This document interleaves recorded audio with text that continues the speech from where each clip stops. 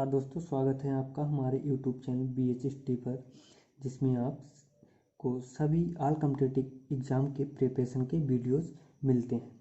चलिए दोस्तों, आइए हम आज बात करते हैं हिंदी के एक अल्पप्राण और महाप्राण के बारे में, किन वर्णों को जो है अल्पप्राण कहा जाता है और कौन से वो वर्ण है जिसको महाप्राण कहा जाता है।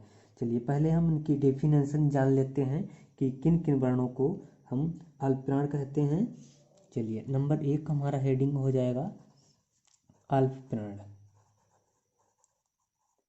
अल्पप्राण, ठीक है। तो अल्पप्राण में क्या होता है कि जिन वर्णों के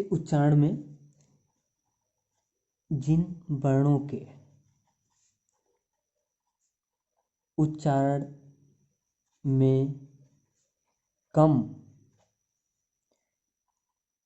प्राण वायु लगती है उन्हें हम अल्पप्राण कहते हैं, ठीक है। सीधी सी बात है, इनमें अल्पप्राण, अल्प का मतलब होता है किसी भी चीज़ को, मतलब कम, कोई भी चीज़ कम यूज होना, ठीक है, वो अल्पप्राण होता है हमारा। और इसी क्रम में हम बात करते हैं जो कास्य मात्रक, आपके कास्य मात्रक हम वर्गीय व्यंजन कहते हैं उनको।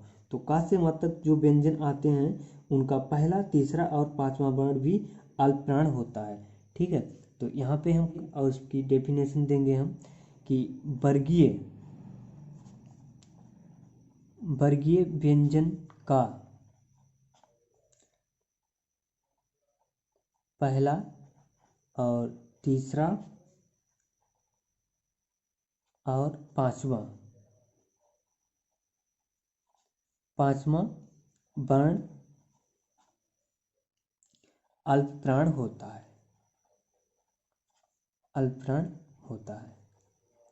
ठीक है। और नंबर इसी के यहाँ पे हम बात करेंगे अंतस्थ व्यंजन। आपको जो वर्ण आते हैं ये सब अल्पप्राण में ही आएंगे, अंतस्थ व्यंजन, ठीक है। तो अंतस्थ व्यंजन में क्या है, अंतस्थ व्यंजन हमारे होते हैं या, रा, ला, वा, ठीक है। ये भी अल्पप्राण होते हैं, ठीक है। हमें सभी स्वर अल्पप्राण होते हैं, सभी स्वर भी जो है अल्पप्राण होते हैं, ठीक है। नंबर 2 पे हम डेफिनेशन आपको बताएंगे। नंबर दो है आपका महाप्राण। तो आशा करता हूँ मित्रों आपको अच्छे से समझ में आ रहा होगा, और हम अभी तक आपने शेयर और सब्सक्राइब नहीं किया है तो जल्दी से कर लीजिएगा। तो इसमें महाप्राण में क्या है, जिन वर्णों के उच्चारण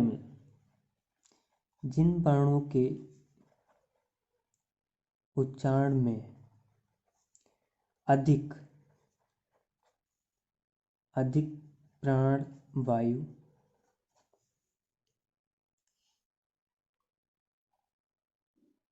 लगती है उन्हें हम महाप्राण कहते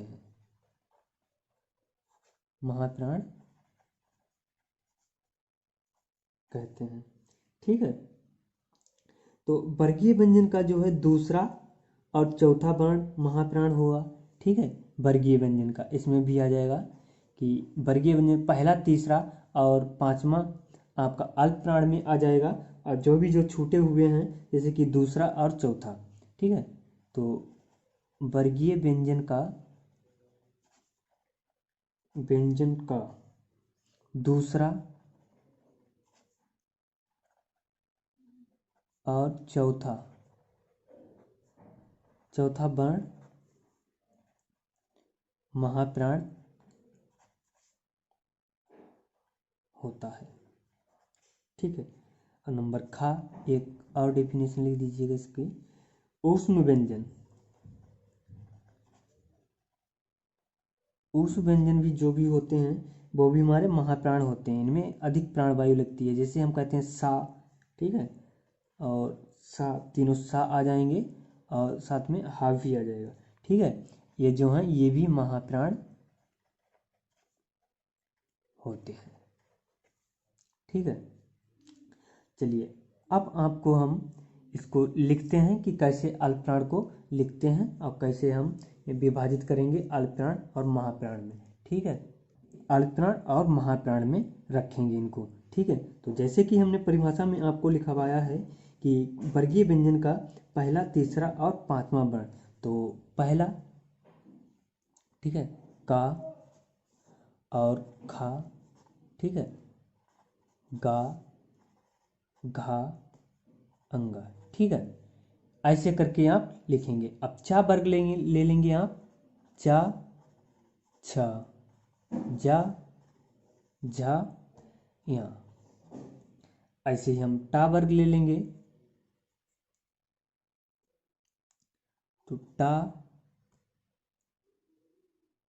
था, डा, ढा, अणा। ठीक है, इसी प्रकार से हम ता वर्ग लेंगे, ता, था, दा, धा, ना। चलिए बढ़ते हैं आगे की ओर। अब पा वर्ग लेंगे, अब पा, फा, वा, भा, वा, और माँ यहाँ पे आएगा दोस्तों, सॉरी गलती हो गई थी। चलिए अब या, रा, ला, हुआ हमने पीछे लिखवा चुके हैं। अंतस्थ व्यंजन हैं वो भी अल्पप्राण ही होते हैं।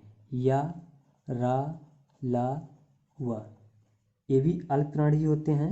और महाप्राण हमने आपको लिखवाए थे कि ऊष्म व्यंजन। तो ऊष्म व्यंजन हमारे कौन से होते हैं? सा, मतलब तीनों सा होंगे और हा भी होगा। ठीक है, तो आशा करता हूँ आप अल्पप्राण और महाप्राण अच्छे से समझ गए होंगे। चलिए आज की वीडियो यहीं पे समाप्त करते हैं और मिलते हैं अगले वीडियोज़ में, जिसमें हम अघोष और सघोष वर्णों के बारे में बात करेंगे।